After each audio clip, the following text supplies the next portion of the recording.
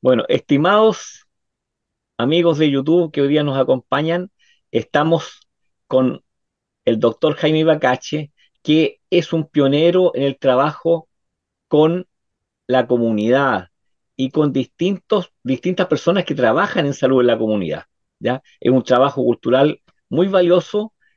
Él ha desarrollado un trabajo en la Araucanía y ahora está en Chiloé desde hace muchos años. Estimado Jaime, cuéntame, ¿qué te llevó a iniciar este camino tan importante que es hacer salud con las demás personas? Como decía Hipócrates, el médico tiene que acompañar a la persona que quiere recuperarse. Bueno, en primer lugar, agradecerte, Sergio, que me haya invitado a conversar sobre estos temas tan urgentes hoy día y necesarios. Así que, primero que nada, agradecido. Y entremos en materia. Bueno, ¿qué me llevó? Es una pregunta bastante directa esa, porque yo estudié en la Universidad de Concepción, ¿cierto? Y cuando llegué a trabajar en mi primer trabajo como médico general en el hospital de Traiguén, en la década del 80, me di cuenta de que yo traía una serie de conocimientos muy importantes y muy necesarios también para la salud de la población, pero me faltaba también complementar y también sinergizar con el movimiento que tienen en salud las comunidades. Y así fue que comencé a trabajar en las zonas rurales de Traiguén, en comunidades mapuche, con las cuales siempre recuerdo con mucho, muy grato, y que allí empecé entonces a trabajar como jefe del hospital ahí en el área rural. Yo trabajaba en el hospital en pediatría, estaba a cargo del servicio de pediatría, pero al mismo tiempo estaba a cargo de lo que era la salud rural del hospital, que en ese tiempo aún no estaba municipalizada y que dependía entonces de nosotros en el hospital. Y eso me llevó a entender ya que cuando yo, qué sé yo, compartía, dialogaba con los enfermos que llegaban a la posta, siempre había una cosa que me llamaba mucho la atención, como que me daba la impresión de que, si bien es cierto, ellos iban en busca de algún tipo de sanación, también me daba la impresión de que yo no era el único, ya que en su proceso de salud y enfermedad y recuperación al cual habían consultado. Entonces ahí empecé a darme cuenta que obviamente la salud, más que ser desde el lado occidental, había que abrirse al conocimiento de otros paradigmas. Y en este caso fue el paradigma mapuche y todo el tema de la cosmovisión, que me llevó a entender de que habían otras formas de pensar la salud.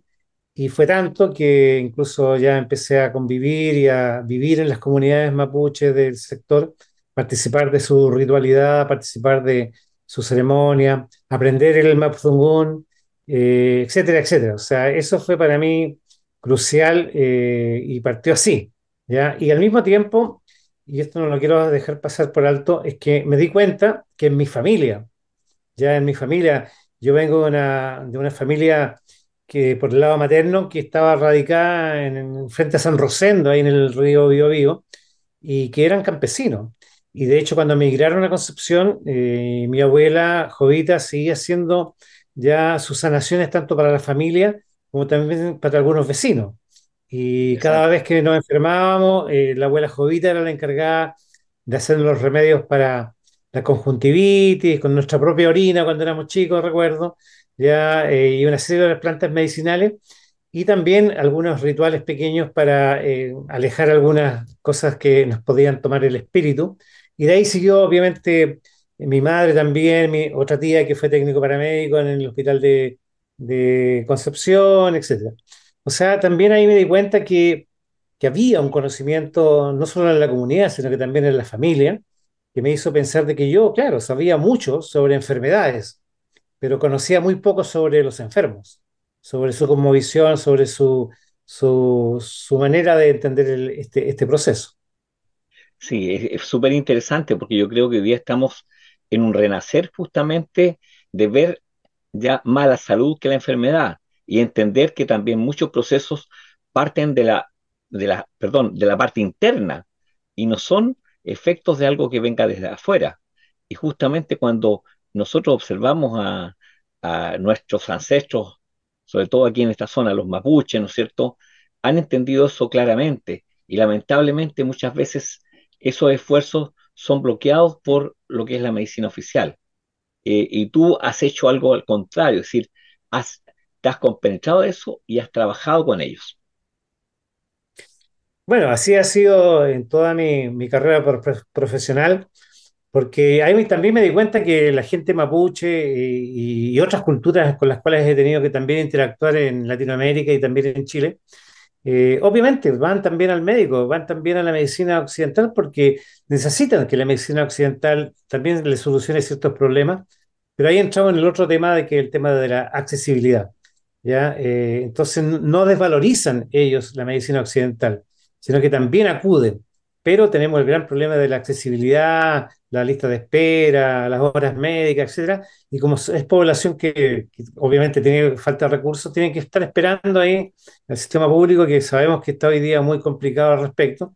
Entonces eso también a uno le hace pensar de que aquí no se trata ya de una o de la otra, sino que se trata obviamente de sinergizar los conocimientos, porque, no sé, lo podemos conversar después, en cada problema que se dé en el cuerpo también hay una transgresión y también hay una alteración tanto social, espiritual y psíquica previa al síntoma o signo a nivel del cuerpo. Y eso, bueno, tú lo sabes perfectamente ya cómo ocurre.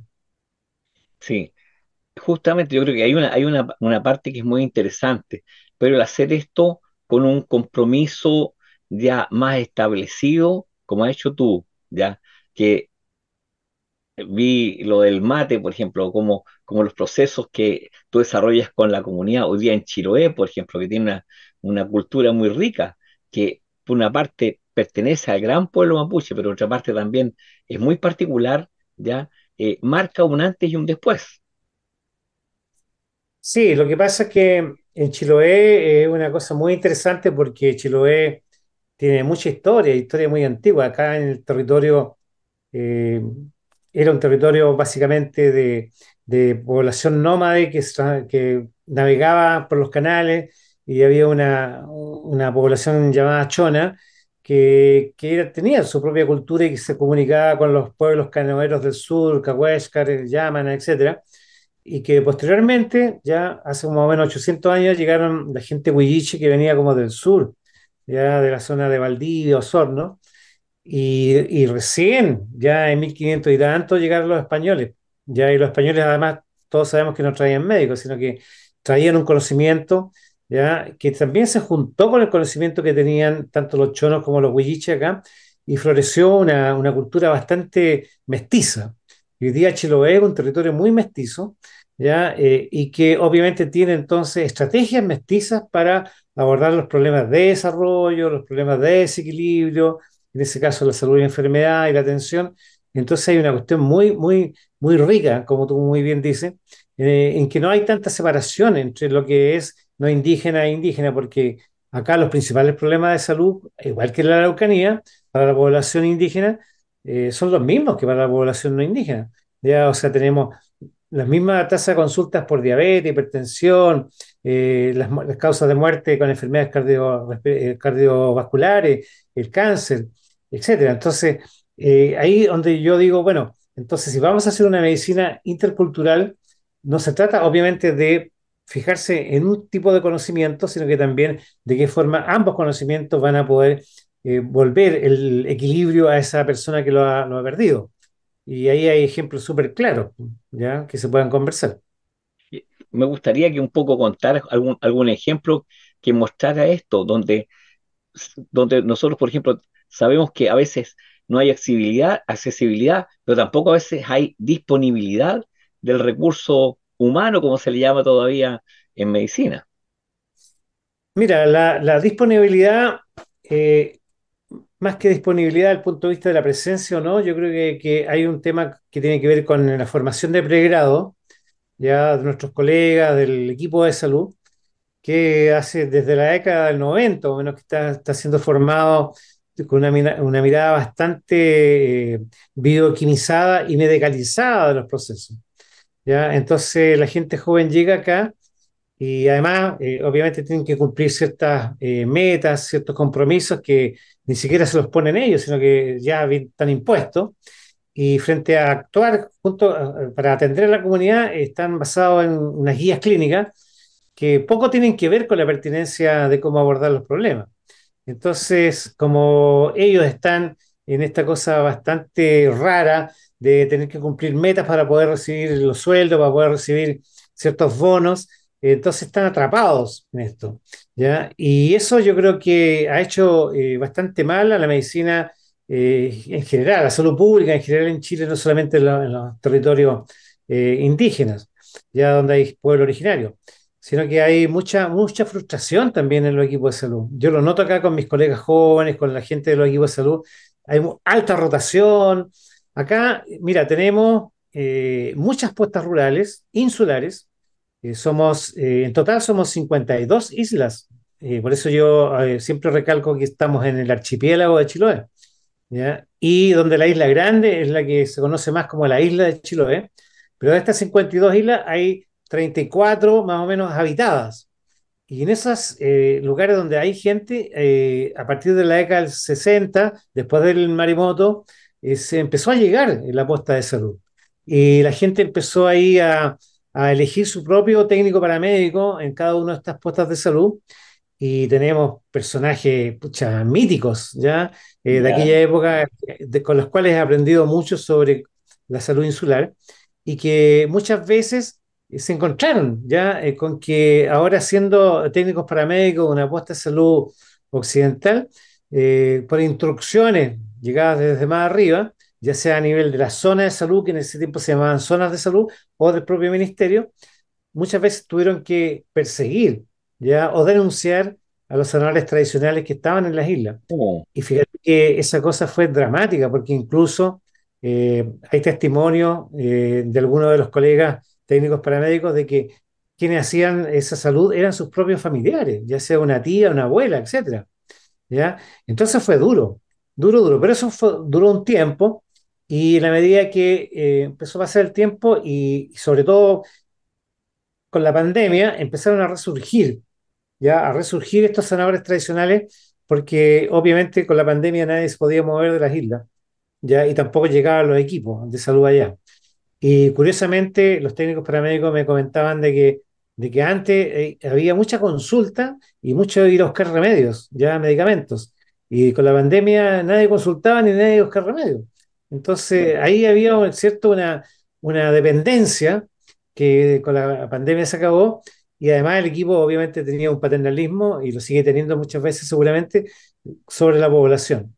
Entonces ahí surgen propuestas locales que yo valoro mucho, que lo que yo llamo las estrategias familiares o comunitarias, ¿ya? Porque Chiloé siempre tuvo estrategias locales propias, ¿ya? Entonces, con esta homogeneización del neoliberalismo y capitalismo extremo, también se resiste ya a entrar en eso. Difícil tarea, pero en algunos lugares se logra.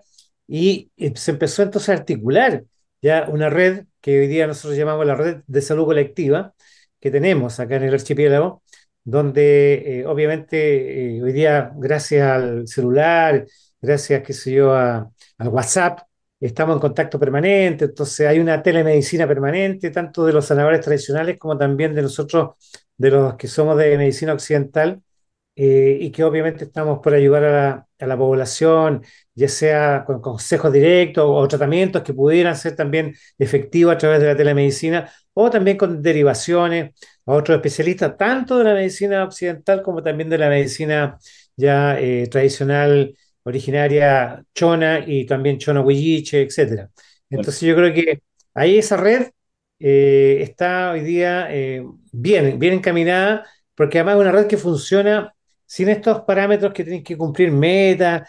Ya, aquí la única meta es que el paciente, la persona se sane y que esté conforme y que ojalá vayamos transmitiendo este conocimiento a todas las casas.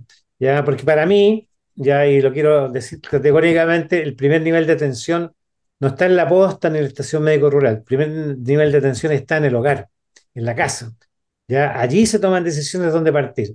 Y acá la gente obviamente fue perdiendo esa autonomía por la intromisión de este modelo ya neoliberal bioquimizado y obviamente también medicalizado. O sea, igual que en el resto del país, tú vas al centro de Castro y tenés en la plaza cuatro farmacias Sí, ya por cada lado.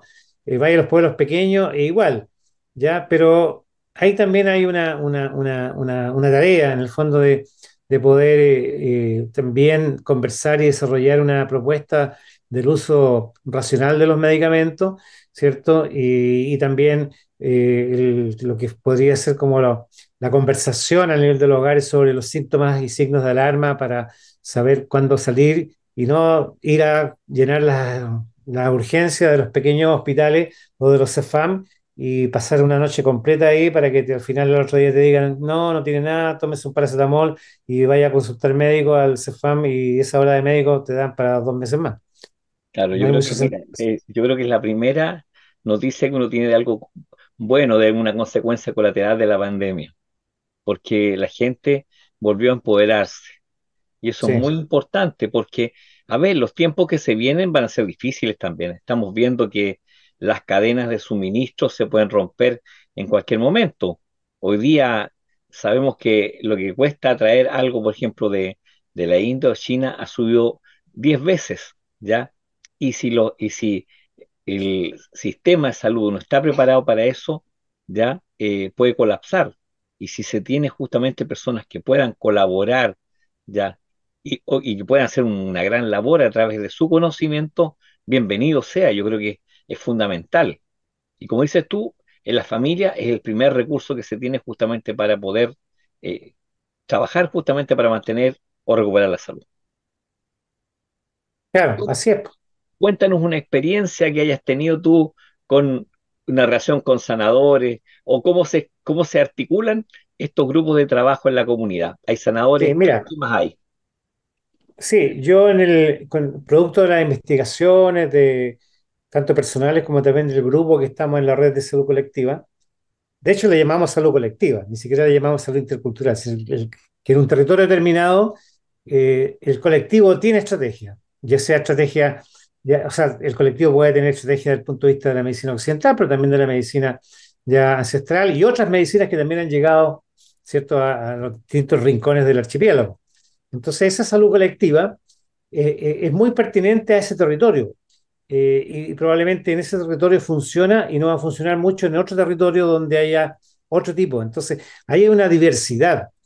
Entonces, hay una pluridiversidad de formas de entender la salud y la enfermedad y formas de abordarla. ¿Ya? Y en ese sentido, yo he desarrollado el concepto de la socio, espiritual y psicobiológico. Uno habitualmente cuando lee los textos ya de la medicina occidental y cuando quieren abrirse un poquito a enfoques un poquito más sociales, hablan del enfoque biopsicosocial. Ya yo lo di vuelta un poco y dije, no, pues esta cuestión, cuando una persona o una comunidad se desequilibra, obviamente es por un problema socio, espiritual, psicobiológico. Ya, no sé si me sigues. Sí, sí, Ya, por lo tanto, para recuperar ese equilibrio, ya sea en persona, familia, comunidad, tenemos que hacer un enfoque socio, espiritual, psicobiológico. Entonces ahí la medicina occidental, claro que tiene una importancia. O sea, frente a una persona que tiene cálculo de la vesícula y que se nos saca los cálculos y puede desarrollar un cáncer a futuro, cáncer de vesícula, necesitamos el por cirujano y supuesto. ojalá el mejor cirujano. ¿Te das cuenta? Exactamente. Pero la razón, ¿ya? ¿Por qué tiene esos cálculos? Bueno, es otra cosa. Ya. ¿Ya? Te van a decir, no, porque la población indígena tiene más cálculos, ya, perfecto, pero eso estamos hablando solamente del componente más genético, ya, que en los estudios aquí en la quebrada del Ají, donde vive la gente feliz, ya, no va más allá del 15%, y hay un 85% que tiene que ver con otras cosas, y eso corre para todas las enfermedades, que tiene que ver con las relaciones sociales, con las relaciones, ya, cómo tú te relacionas tanto con tu familia, tus relaciones con la comunidad, ¿ya? ¿Cómo te relacionas incluso con los seres espirituales que crees o no crees? ¿Ya? Sobre todo en población originaria donde los espacios no domesticados como el bosque, el mar, el río, tienen sus ñen. Entonces, ¿cómo Claro. tú entras a esos espacios respetando los ñen? ¿Cómo usas ya de ese bosque lo necesario y no haces tal raza para ganar dinero, ¿te das cuenta? O cómo usas el mar o el borde mar que se llama acá para la alimentación y no con estas salmoneras que ya hicieron Vean todo, desaparecer todo, claro. depredaron todo, hicieron desaparecer toda la fauna marina producto de la contaminación. Entonces, obviamente que ahí hay una transgresión importante que va a generar en la población ya alteraciones de salud mental, alteraciones físicas, tumores, etcétera, enfermedades cardiovasculares. Pero, ¿cuál es la razón? Entonces, la salud es un tema tremendamente político, ¿ya? O sea, no podemos nada con decir, ah, yo tengo la solución, pero si la solución también es política, en el sentido de que estos modelos de desarrollo exógeno, ya extractivistas, tienen que parar. Y para eso hay que movilizarse, ¿ya? No hay un remedio en cápsula ni un remedio en una planta medicinal para eso, sino que ahí tiene que haber todo un movimiento que haga pensar de que todo el mundo sepa de que lo socio espiritual y psicobiológico tiene que ver con que hay un desequilibrio previo. ¿Y quiénes, en el tema de la enfermedad, básicamente, quiénes pueden aportar ahí? Como te decía, el cirujano sacando los cálculos, sacando la vesícula, pero la causa, muchas veces, ya la medicina occidental no llega a las causas reales. Tú agarras un libro de medicina interna, el Harrison, en el Sí, cual yo estudié, ya, sí, famoso, todavía y está vigente. tú ves que el 70% de la enfermedad dice de causa idiopática. ¿Qué significa eso? De causa desconocida. Pero cuando vas a trabajar y a aprender y a educarte y compartir con sanadores ancestrales, nadie te dice que es de etiología desconocida. Ellos saben perfectamente dónde yo transgredí, por qué transgredí y cuáles son las consecuencias que estoy pagando hoy día por esa transgresión. Entonces, obviamente, yo como cirujano, ¿ya? Tengo que asociarme con un chamán, con un laguentuchefe, para abordar juntos todo este proceso socioespiritual y psicobiológico. Porque si no, estamos tratando puros cuerpos, ¿ya? Y estamos tratando cuerpos que están demorando más en morir, porque la expectativa de vida ha aumentado. No porque aumente la calidad de vida de las personas, sino que la maquinaria ya se va salvando en la medida que la medicina occidental va interviniendo, pero la calidad de vida ya no ha tenido un enfoque socioespiritual y psíquico. O sea, Entonces, eso, volvemos a la vieja, a la vieja dualidad de Hipócrates con Galeno, es decir, ¿dónde está el alma, la parte espiritual, la que mueve el claro. espíritu? Y tienes la otra parte que es la fisiología, la bioquímica, ya, que también se Entonces, requiere, claro, pero en esa línea, yo por lo menos personalmente, mi trabajo es básicamente así. Ya yo aporto en esta relación con el paciente y su familia lo que yo sé bien de la medicina occidental, más algunos otros conocimientos que obviamente uno va adquiriendo. Ya en la relación con otros sanadores, por supuesto, uno también va adquiriendo esos conocimientos y también los puede poner ya en práctica. Y cuando ya se trata de cosas mucho más complejas desde el punto de vista de la sanación tradicional, entonces en la red tenemos Machis, tenemos, que sea la Chefe, Poñel Chefe, etcétera, una serie de personas que vemos los pacientes en conjunto. ¿Ya? Entonces, como no tenemos un centro, porque ahí hay otro tema también, esto de los hospitales interculturales se puede discutir y debatir, pero acá lo que hacemos nosotros es que nosotros nos desplazamos hacia el domicilio de las personas, ya, y hacemos ahí nuestra terapia, nos quedamos 2 o 3 días en una isla, entonces se abordan temas que tienen que ver con el borde costero, tienen que ver con la organización local de la salud, tienen que ver con una serie de cosas que van más en lo político, y también se hacen entonces estas otras abordajes de los desequilibrios más físicos y psíquicos, ¿ya? son fundamentales porque al final de cuentas es eso lo que te va a provocar la enfermedad habitualmente, ¿ya? Claro. Como tú decías, a ver, en todo caso el médico es un sanador de por sí. Aprendió a ser sanador, quizás hoy día la enseñanza no está muy dedicada a eso, pero el lenguaje del médico debiera ser comprensible y asequible para ser un acompañante del proceso, ¿ya? Y ahí tú tienes que el médico es un sanador finalmente también. No, sin duda alguna. O sea, pero yo creo que cambió la educación, como tú muy bien dices. O sea, cambió también el enfoque. Hoy día se trata de sacar buenos médicos y bueno, todo que cumplan con las metas, ya, que hagan así cosas que al final, no sé, pues, del lápiz del médico, ya sale toda la cantidad de medicamentos, ya, que enriquecen siempre los mismos, ya. y muchos de esos medicamentos muchas veces son básicamente innecesarios. O sea, una de las prácticas que yo tengo cuando voy por las islas y atiendo gente allá, es cuando llego a las casas decirle, a ver, pongan encima de acá a la mesa todos los medicamentos que tienen. Y sacan una bolsa, como dicen acá, una bolsa de medicamentos. Y vamos ahí, pues, vamos a ir Sí. discutiendo. Mire, este sirve, este no sirve. Porque la gente agarra la lancha y se va a los pueblos más, vecinos de la isla grande y aprovecha de pasar por la farmacia. Y la farmacia le venden lo que la gente quiere vender. Y la gente compra todo lo que le dicen. Entonces, por eso es que hay que hacer un programa ahí en la comunidad respecto a estos temas para decir, sí, en el botiquín, en el botiquín de la casa hay que tener medicamentos también, ¿ya? Hay que tener plantas medicinales, pero también hay que tener medicamentos. Y hay que tener, ¿qué medicamentos? Y eso tenemos que enseñar. Esa es la única forma que se va a tener que cortar ya esta dependencia.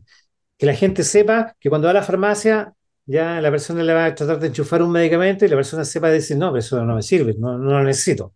Hoy día compran todo porque no hay esa información. ¿Han medido la contaminación que tiene por medicamentos las aguas de la isla, ya que están en elemento Bueno, relativo? una de las únicas mediciones que hay en el archipiélago es por algunos estudios que se han hecho a nivel de la Universidad Austral de Valdivia, ya respecto de el consumo de salmón.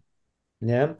Tú sabes que la producción de salmón acá es gigantesca y claro, y como el modelo neoliberal te permite, que sé yo, ganar mucho gastando poco, entonces le meten mucho antibiótico a las jaulas de salmones y esos antibióticos obviamente después la gente se los come. ¿Ya? Junto con el salmón. Entonces se ha demostrado que existen varias infecciones, sobre todo urinarias, ya que son cada vez más resistentes a los antibióticos de primera línea habituales, ya, sino que hay que usar antibióticos mucho más fuertes porque ya los gérmenes están siendo resistentes. Entonces eso también ha sido un grave problema aquí y que por supuesto interfiere sobre la salud de la población. Hay otros temas que tienen que ver con el extractivismo acá en Chiloé que tienen que ver, por ejemplo, con la falta de agua. Ya, siendo un archipiélago, siendo lo verde que somos, nadie pensaría que en Chiloé nos falta el agua dulce. ¿Cierto? Entonces hay muchos camiones de aljibes dando vueltas, sobre todo en la época de verano, por todas las comunas e incluso llegan a algunas islas, porque no tienen agua, el agua se fue, ya cada día hay menos agua. ¿Por qué? Porque se han hecho extractivismos que tienen que ver con las turberas, con el pompón en las cordilleras, ya el tema de plantar ya plantaciones exóticas de árboles y no nativos y cortar el nativo, porque acá somos también todos culpables en el sentido de que para calentarnos usamos bosque nativo, ¿ya? La electricidad aquí es carísima. Aquí han instalado parques eólicos tremendos y resulta que el 15% de lo que se produce ahí llega a Chiloé y el 85% se va para afuera. ¿Te das cuenta? Entonces aquí no es que estemos ganando con eso. Eso va a otras empresas, otras mineras, etcétera. Entonces, todo eso ha hecho de que vivamos una situación compleja. Siempre la gente dice, ah, Chiloé, qué lindo Chiloé, qué fantástico. Pero lo bonito de Chiloé es para el turista que viene, obviamente, de diciembre a marzo a las fiestas costumbristas, ahí baila Sí, harto, escucha música, el gorro de lana, etcétera, etcétera, come los asados de cordero, pero después esta cuestión acá es compleja. O sea, aquí ya tenemos falta de agua, ya tenemos temas de que hay, yo siempre digo desde el punto de vista epidemiológico, la fragilidad de los excesos, ¿ya? Que es una medida epidemiológica de medir de que la medida que una persona o una comunidad vive en excesos, es mucho más frágil que se le pueda romper cualquier cosa porque se corta la luz, se corta el agua y la gente no haya qué hacer porque perdió toda esta cultura anterior, ¿ya? Porque antes Chiloé no había agua ni había luz. Y de pronto pensamos que éramos todos modernos porque llegó eso, pero ahora se corta cada rato, y sobre todo en invierno, ya, y la gente acumula. Todos tenemos nuestro freezer lleno de carne, y cada vez que se corta la luz, más que pensar en que no puedo yo tener luz para leer, estamos pensando que el freezer que está sí. lleno de carne, ya se va a pudrir la carne. Entonces hay como toda una tergiversación de la realidad. Interesante ese concepto. Creo que es muy importante desarrollarlo, la fragilidad de los excesos. Y claro. bueno, tenemos que aprender a vivir con menos y aprovecharlo mejor. Es decir, realmente hay que generar una cultura y también desde la salud, ¿ya? Lo que tú decías, es decir, los medicamentos consumidos a pasto hacen muy mal. Y bueno, y en ese sentido yo creo que las medicinas y terapias alternativas o complementarias nos permiten justamente tener una visión mucho más cercana a lo que debiese ser el hombre, porque lo vemos al hombre como un ser integral, lo que tú decías, es decir, la unión del el espíritu y del cuerpo, es decir, hay algo mucho más allá del... Sí, y lo social también. Claro, convivimos en sociedad, por lo tanto, Claro. cuando se hablaron de los determinantes sociales, pensamos que ya iba a cambiar las cosas, pero parece que No, lo que pasa es que el discurso de los determinantes es un discurso neoliberal todavía, pues, porque antes hablábamos de los factores de riesgo, que eran factores aislados, pero ahora hablamos de determinantes y seguimos hablando de los factores aislados. Y los factores no son aislados, ¿ya? Acá el tema de la falta de acceso a la salud no es para la gente que solamente vive lejos, sino que para la gente que vive lejos, que es pobre, que es indígena. Entonces hay una interseccionalidad de situaciones. Entonces, más que factores, más que determinantes aislados, hay una determinación. La determinación de la salud está dada por factores que tienen que ver con género, con etnicidad, con pobreza, ¿ya? Y los que cumplen con eso están en todos lados, entonces son los que menos acceso tienen. No es porque vivan lejos, sino que además de vivir lejos, son otras cosas también, ¿ya? Entonces yo creo que hay que cambiar ese concepto para poder hacer una mirada más integral. Y ahí tú mencionaste una cosa que no quiero dejar pasar, Sergio, que tiene que ver con esta cosa de los medicamentos. Con mucha preocupación, nosotros vemos que la formación de los equipos de salud también nos ha ayudado mucho a reconocer lo que son los síntomas y signos de alarma que son útiles para el cuerpo humano. Ya estamos hablando del cuerpo físico solamente. Ya uno de esos, por ejemplo, es la tos, es la diarrea, el vómito, es la fiebre. ¿Te das cuenta? O sea, aquí le enseñaron a todo el mundo que una persona con fiebre tiene que bajar la fiebre de inmediato.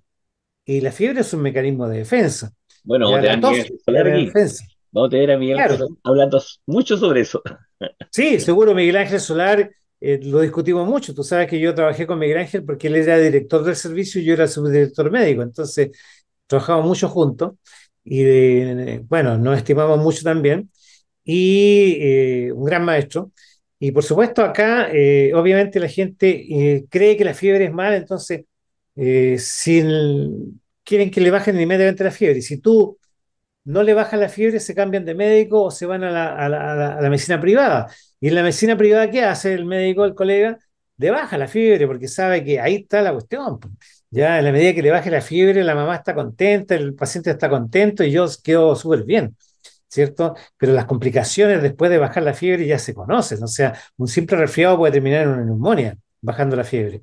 ¿Ya? Y esos son temas que en la casa tenemos que fortalecer y tenemos que llevar a cabo. Y tu abuela, tu gente ahí en la comunidad, tú le preguntas antes y no usaban el paracetamol No, ni el diclofenaco, que el diclofenaco y el ibuprofeno es lo peor, porque te baja la fiebre así de de forma golpe. crítica, y esa cuestión hace que tu defensa también baje. Nuestras abuelas, nuestros ancestros no bajaban, sino que regulaban, ¿te das cuenta? O sea, es como si el auto se le calienta el radiador, ¿qué le va a hacer? ¿Le va a sacar el radiador? No, pues hay que echarle agüita, ¿ya? Exactamente. Si Bueno, no, el Jaime, auto lo va a matar. te agradezco mucho esta conversación porque nos ha abierto una visión mucho más amplia de la medicina bien aplicada en comunidad.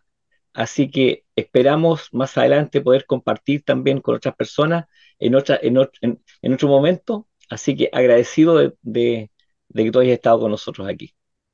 No, gracias, Sergio. Yo creo que son temas que hay que seguir, como te decía el otro día, ojalá poder hacer encuentros un poquito más masivos de quienes podamos opinar, debatir, porque yo creo que eso se necesita mucho para poder generar para refundar. Yo no hablo tanto de reformar los sistemas de salud, yo hablo de refundar, porque ya llevamos años y años con la reforma de la reforma de la reforma de la reforma de la reforma, ¿ya? Y la cosa sigue igual. Agradecido. Ya, pues, muchas gracias a ti. Buenas noches. Buenas Saludos. noches.